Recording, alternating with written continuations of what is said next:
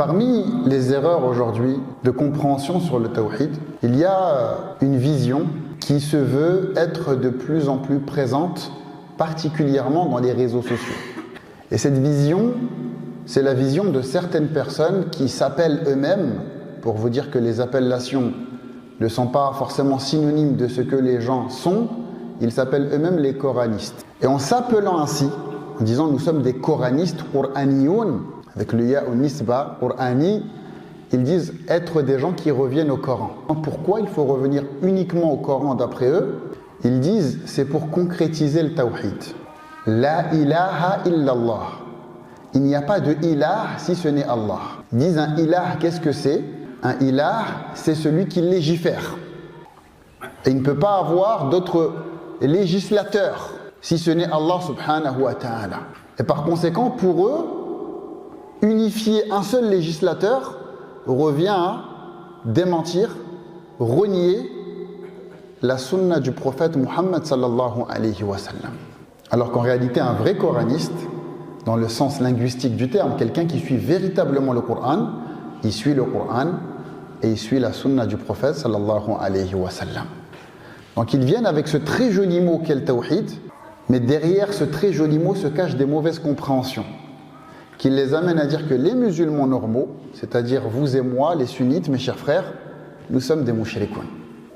Vous comprenez ce que je veux dire ou pas? Étant donné que nous sommes sunnites et que nous revenons au Coran et à la sunna.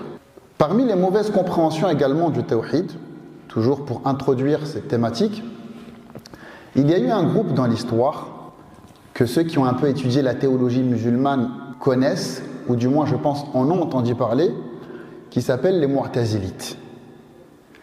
Les Mu'tazilites, ce groupe-là, parmi les fondements qu'ils avançaient aux gens, les fondements de leur doctrine, ils disaient un des fondements principaux de notre doctrine, c'est le tawhid. Et le tawhid, qu'est-ce que c'est?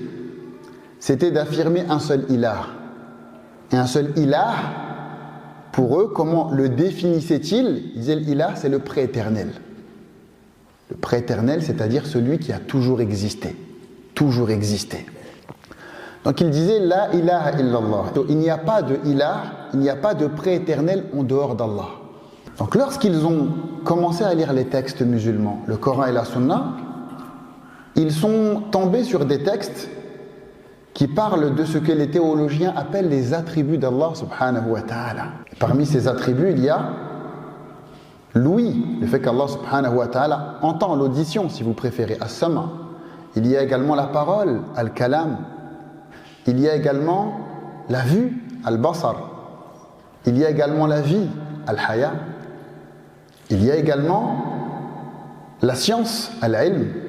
Il y a également la capacité, al-qudra. Il y a également la volonté, al-irada. Ils ont dit, c'est quoi ces attributs? Si on affirme que ces attributs existent et qu'Allah est doté de ces attributs de toute éternité, c'est-à-dire que ces attributs sont prééternels, ben ça signifie qu'il y a plusieurs prééternels. Il y aurait Allah, il y aurait la science d'Allah, il y aurait la capacité d'Allah, il y aurait la vie d'Allah, il y aurait la volonté d'Allah, il y aurait la parole d'Allah, il y aurait la vue d'Allah, il y aurait l'audition d'Allah. Et là, il y a 8 prééternels. Il faut qu'on renie ces attributs-là pour qu'il n'y ait qu'un seul prééternel, c'est Allah subhanahu wa ta'ala. Donc pour eux, le tawhid, qu'est-ce que c'est? C'est renier les attributs d'Allah subhanahu wa ta'ala. Et là, ils disent la ilaha illallah, il n'y a qu'un seul ilah, c'est Allah subhanahu wa ta'ala, le prééternel unique, et ses attributs ne peuvent pas exister réellement, étant donné que cela conduirait à la pluralité de prééternels, qu'il y aurait plusieurs prééternels, ce qu'ils appellent en arabe ta'addud al-qudama.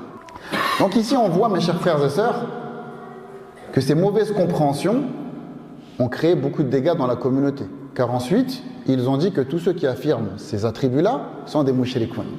Comme c'est des mushrikoun, c'est des kuffars. Vous voyez en fait la compréhension du tawhid, lorsqu'elle est mauvaise, ce que cela engendre. Ça engendre une mauvaise compréhension du shirk, et cela continue vers le fait de qualifier mauvaisement et de manière erronément les musulmans de mushrikoun.